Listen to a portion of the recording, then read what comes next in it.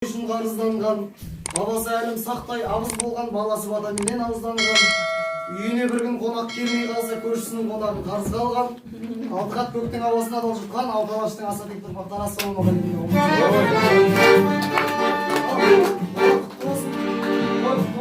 Біздердің құрметтеріңізге келмеді әншілер.